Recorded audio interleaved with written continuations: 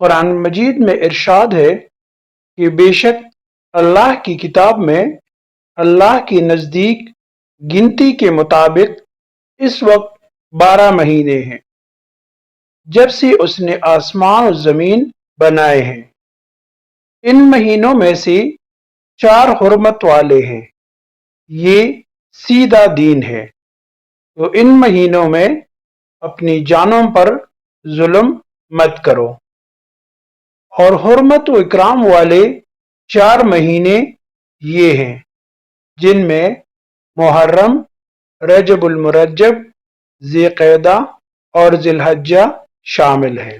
اسلامی سال یعنی قمری سال یا سن ہجری سال کا پہلا مہینہ محرم الحرام کا بابرکت مقدس مہینہ ہے۔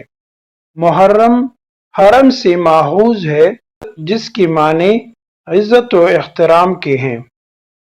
محرم کو محرم اس لیے بھی کہا جاتا ہے کہ اہل عرب اس مہینے میں اپنی تلواریں میانوں میں ڈال دیتے تھے اور لوٹ مار قتل و غارت سے رک جاتے تھے، یہاں تک کہ لوگ اپنے دشمنوں سے بھی بے خوف ہو جاتے تھے اور اپنے باپ یا بھائی کے قاتل سے ملتے تھے تو اس سے کچھ نہ پوچھتے تھے اور نہ کسی سے لڑائی جھگڑا کرتے تھے۔ گویا زمانے جاہلیت میں بھی لوگ محرم کا احترام کرتے تھے اور اس مہینے میں کسی انسان کے قتل اور جنگ و جدال کو حرام سمجھتے تھے۔ اللہ کے محبوب کریم صلی اللہ علیہ وآلہ وسلم کے آمد کے بعد اسلام میں اس ماہ مبارک کی حرمت و عظمت اور زیادہ ہو گئی۔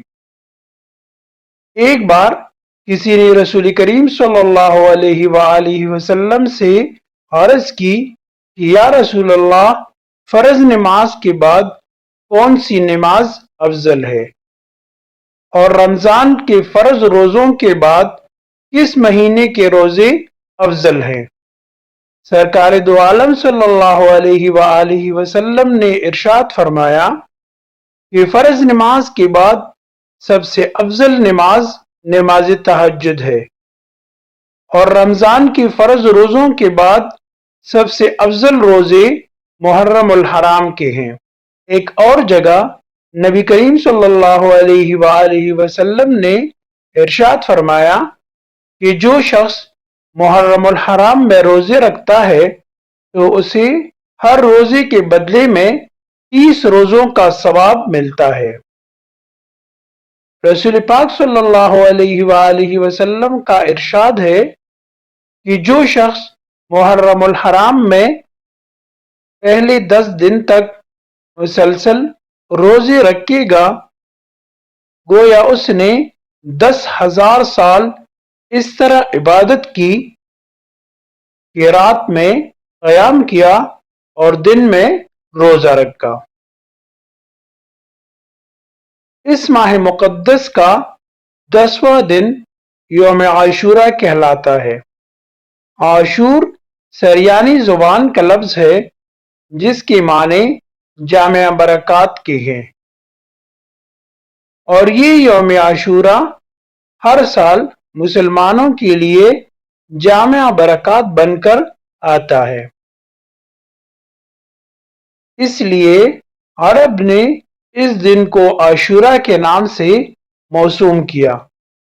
علماء کا کہنا ہے کہ اللہ نے اسی دن کو کرسی، لوح قلم، جنت، حضرت آدم علیہ السلام، اما ہوا، زمین و آسمان اور ارواح کو پیدا فرمایا۔ اسی دن حضرت ابراہیم علیہ السلام کی ولادت ہوئی، اسی دن کو آگ میں پھینکا گیا اور اسی دن آگ گلزار بنی۔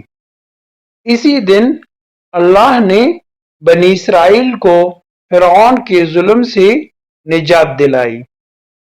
یہی وہ دن ہے جس میں حضرت نوح علیہ السلام کی کشتی جودی پہاڑی پر رکی۔ اسی دن حضرت سلیمان علیہ السلام کو اللہ نے ملک عظیم عطا فرمایا۔ اسی دن حضرت یونس علیہ السلام مچھلی کی پیٹ سے باہر آئے اور ان کی توبہ قبول ہوئی۔ اسی دن حضرت یعقوب علیہ السلام کی بینائی لوٹائی گئی۔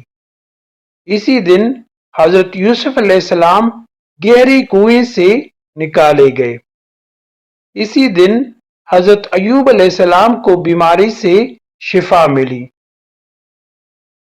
اس زمین پر آسمان سے پہلی بارش اسی عاشورہ کے دن ہوئی اور اسی دن نواس رسول صلی اللہ علیہ وآلہ وسلم جگر گوشہ بطول سیدنا حضرت امام حسین رضی اللہ عنہ اور ان کی گھرانے کی کربلا کے تپتے ہوئے صحرا میں شہادت ہوئی۔